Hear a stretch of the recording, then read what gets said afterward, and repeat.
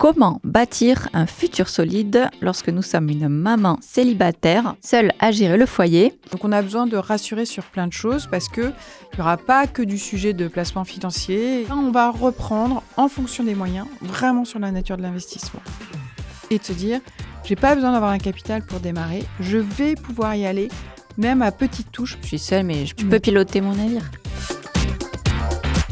Bonjour à toutes et à tous, bienvenue sur Perspective de Vie, le média qui vous aide à conquérir votre liberté financière. Je suis Célia, la fondatrice de Perspective de Vie. Aujourd'hui, je retrouve Bérengère Sainte-Croix, la fondatrice du cabinet BSEC Patrimoine, professeure à l'université et notre experte en gestion patrimoniale. Chaque mois, elle vous guide pas à pas pour comprendre, protéger et faire grandir votre patrimoine. Bérengère est conseillère en investissement financier, courtière en assurance et détentrice de la carte T pour l'immobilier. Vous l'aurez compris, une experte certifiée, indépendante et 100% engagée à vos côtés. Vous partez de zéro, vous avez des connaissances, dans les deux cas, vous êtes exactement au bon endroit. Ici, nous avançons pas à pas, avec méthode et toujours dans un esprit de bienveillance. Avant de plonger dans l'épisode du jour, je suis surprise, uniquement 53% d'entre vous regardent cette émission sans être encore abonnés. Si vous n'êtes pas abonné, faites-le pour être informé gratuitement des nouveautés, mais aussi pour nous soutenir et nous permettre de vous offrir chaque semaine des programmes utiles, concrets et inspirants. Place à l'épisode du jour, qui va être consacré à une analyse de patrimoine. Nous allons prendre des cas concrets avec Bérengère. Prenons l'exemple d'une maman solo. Comment bâtir un futur solide lorsque nous sommes une maman célibataire, seule à gérer le foyer? Alors Bérengère, je sais que tu as déjà eu plusieurs fois ce cas de cliente. Oui. Donc tu as une maman solo qui arrive au-devant de toi, qui veut bâtir un futur solide pour ses enfants, pour elle-même. Qu'est-ce que tu fais concrètement? En fait, alors les mamans solo, c'est pareil, on va prendre le contexte parce que maman solo, ça veut dire plein de choses. C'est maman solo parce qu'on est séparé du papa, mais il tient son rôle, ou c'est maman solo et je suis obligée de tout prendre en charge parce que soit il n'y a plus de papa, soit de toute façon, il ne tient pas son rôle. Et là, on a un rapport à la vulnérabilité. Il y a deux sujets, en fait, c'est que si elle ne l'a pas fait avant, elle doit s'approprier des sujets qu'elle avait plutôt l'habitude de déléguer. Et ça, on avait déjà un petit peu abordé le sujet. Et donc là, il y a une grande panique, c'est de se dire comment je fais ? Peur, j'y connais rien. Et il peut y avoir un autre sujet lié à la vulnérabilité, c'est de se dire je suis plus que la seule personne qui suis là pour mes enfants. Et ça, c'est particulièrement délicat. Donc, on a besoin de rassurer sur plein de choses parce qu'il n'y aura pas que du sujet de placement financier. Il va peut-être y avoir des choses à faire chez un notaire pour anticiper. Alors, ça ne doit pas arriver, mais pour anticiper le scénario du pire en disant dans le pire des cas, je sais ce qu'il adviendrait de mes enfants parce que je l'ai formulé, etc., etc. Et du coup, on peut parler de ce genre de choses. Après, de façon plus générique, il y a ce rapport à la vulnérabilité de dire comment je fais face. Et du coup, aussi maintenant, comment je structure mon patrimoine parce que jusqu'à présent, je m'en étais pas occupée. Et on va tout reprendre à la base. Donc, vérifier déjà que le budget est assumé. Parce que ça, c'est pas ma partie, mais vérifier qu'on n'a pas de problème de budget. Quand je dis pas de problème de budget, c'est que effectivement, entre les flux qui rentrent et les flux qui sortent, l'équilibrage est le bon. C'est qu'il y a plus de flux entrants que de flux sortants. Pour s'assurer ensuite, s'il y a un problème de budget, il faut voir avec Alexandra.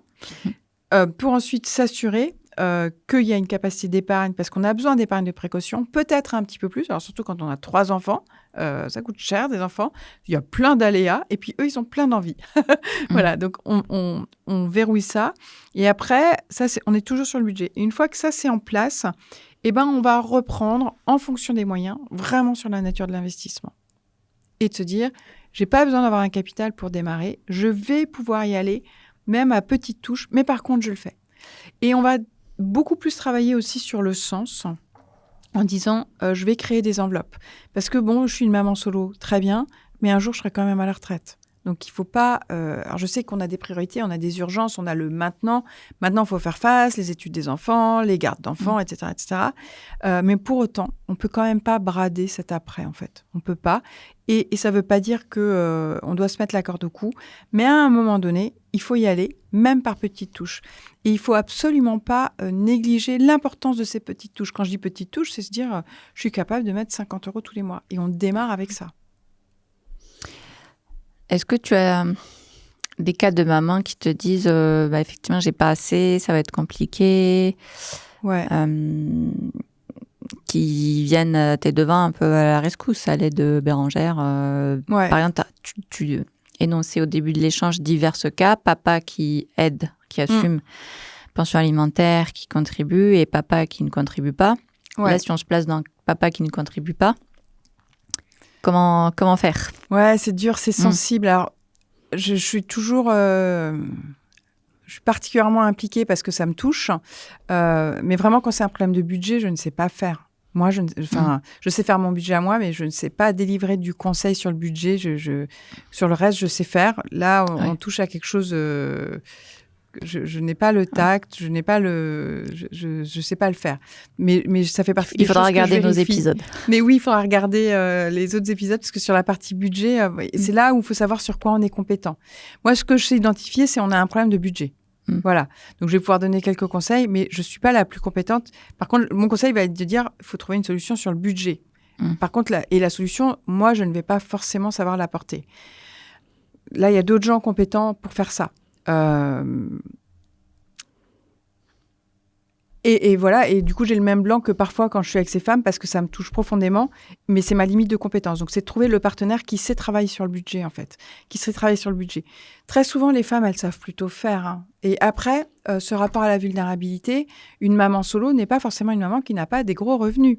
Mais on a quand même ce rapport à la vulnérabilité. Et là, souvent, on n'a pas la problématique du budget, factuellement, même si elle se la pose. Mais on se l'était déjà dit. Souvent, les femmes, elles savent faire leur budget. Oui. Parce qu'elles font tourner la boutique, même quand elles n'étaient pas solo. C'est elles qui font les courses, elles savent faire, en fait.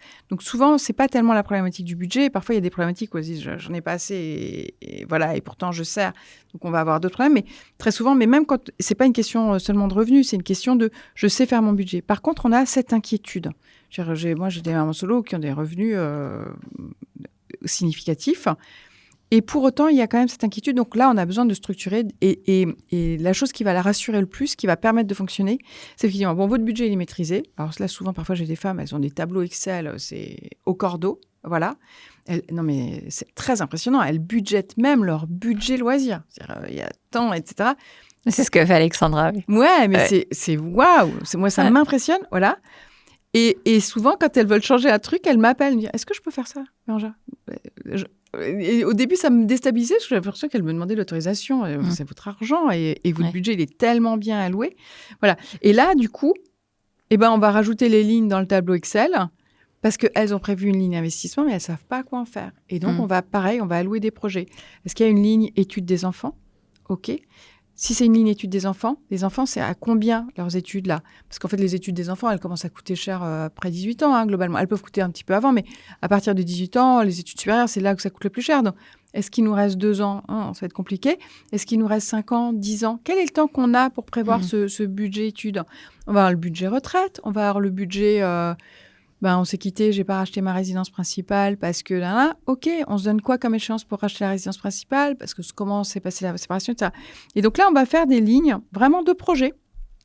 Parce que du coup, on va pouvoir mettre des échéances. On sait à quelle échéance, soit on veut, soit ça va se passer, genre ma retraite, etc.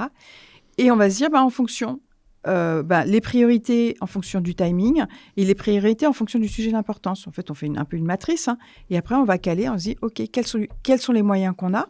Et qu'est-ce qu'on met en face? C'est génial, ça. La ligne études des enfants, ligne retraite. Ouais. C'est top, ça. Ligne achat de résidence principale.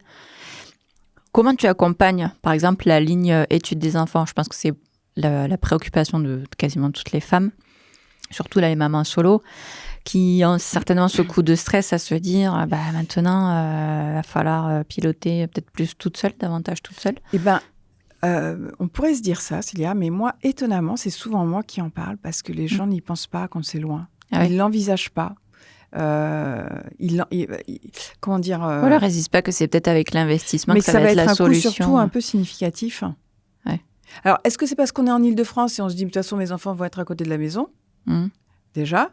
Mais après, pour peu qu'il ait envie de faire une spécialisation, etc., les écoles aujourd'hui coûtent vraiment plus cher. Enfin, après, c'est un sujet un peu politique, mais en fait, la même problématique qu'on a sur les retraites où le service public va nous en fournir moins, de la même façon sur les études, de plus en plus, souvent, on est obligé d'aller voir des choses un peu plus dans le privé sur l'enseignement supérieur, ce qu'on peut déplorer, mais du coup, qui est beaucoup plus onéreux, en fait. Si à ça, on doit rajouter un logement, et c'est étonnant, mais souvent, les gens n'y pensent pas avant. Donc moi, j'en parle, Puis je dis, vous savez ce que c'est à peu près un budget pour des études supérieures pour un enfant ? 50 000 €. Ah, ça ne veut pas dire que ça va coûter 50 000 € à tout le monde, mais globalement, on a fait un enfant jusqu'à ses 25 ans. Le budget enseignement coûte 50 000 €. Donc là, on se dit, ça ne veut pas dire que je vais être capable d'avoir mes 50 000 €, mais au moins d'avoir une pompe pour amorcer la chose et être un petit peu en sécurité. Alors, il y a quand même plein de choses qui changent dans l'environnement. C'est qu'il y a aussi de plus en plus d'étudiants qui sont en alternance. Voilà.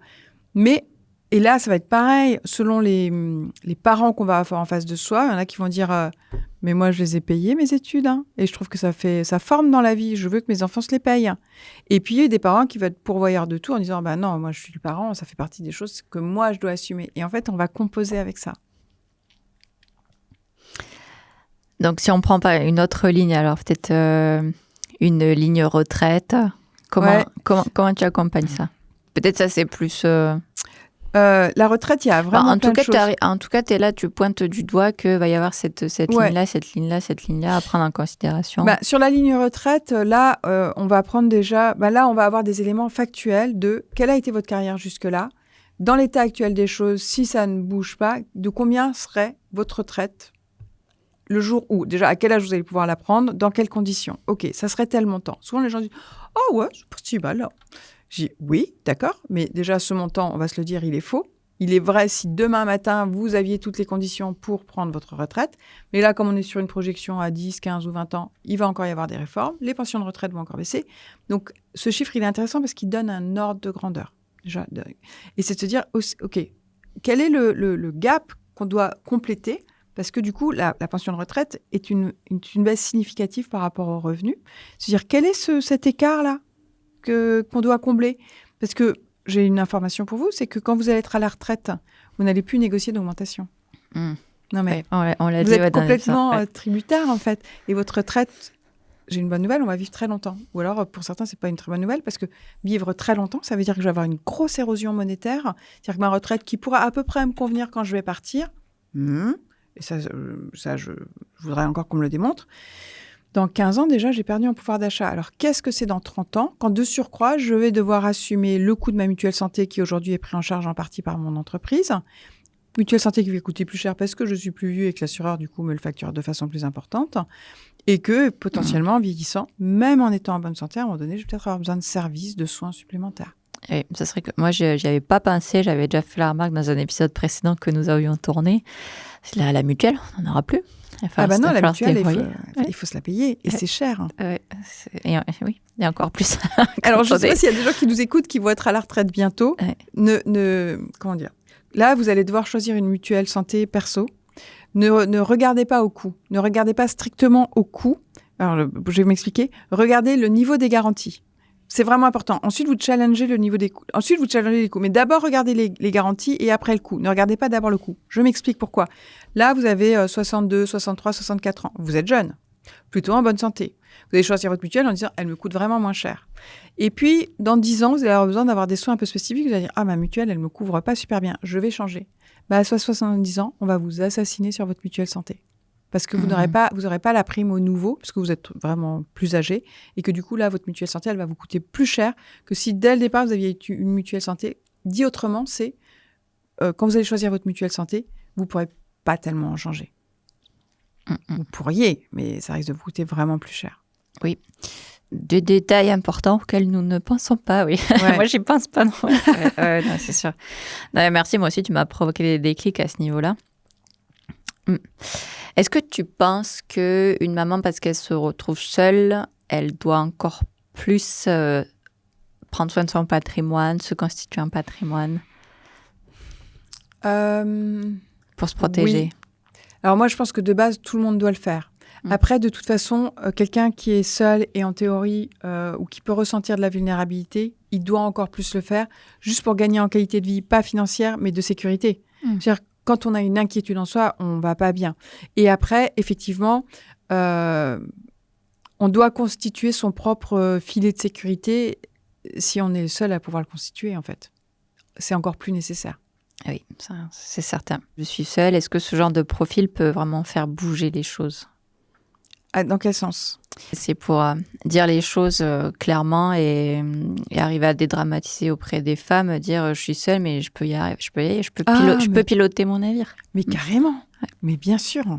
Ah non, mais en fait, je l'avais déjà dit, les femmes... On répète, on martèle Bérengère. Vous êtes une femme, vous êtes incroyablement compétente. En fait, l'image que vous avez de vous en termes de compétence ou d'incompétence ne correspond pas à la réalité qui fait que vous êtes réellement compétente. Non, c'est deux choses. Il y a votre perception et il y a ce que vous êtes réellement. Vous êtes compétente. Oui. Incroyablement compétente. Il faut y aller, il faut oser. Vraiment, super important. Mais il n'y a rien chez les femmes qui fasse qu'elles peuvent moins bien réussir qu'un homme. La seule différence, c'est l'assurance. C'est-à-dire qu'il y a des hommes qui ne réussissent pas et puis ils rentrent. Et tout le monde croit que ce sont des cadors. Mais en fait, non. J'aime bien la mise en scène Bérengère. Et vous avez des femmes qui sont incroyablement compétentes, qui sont à des postes de dingue, et vous n'allez pas les repérer dans une pièce. Voilà. Vous voyez, donc juste l'apparence et juste la croyance de ce qu'on est ou de ce que sont les autres, c'est des trucs complètement faux. Allez voir un conseiller en gestion de patrimoine, mettez les choses sur table, faisons des choses objectives, factuelles. Vous allez voir que vous avez déjà mis incroyablement de choses en place qui vont permettre juste de structurer et de faire du mieux, en fait. Alors, ça me tient beaucoup à cœur. Mesdames, prenez votre place dans les sujets financiers.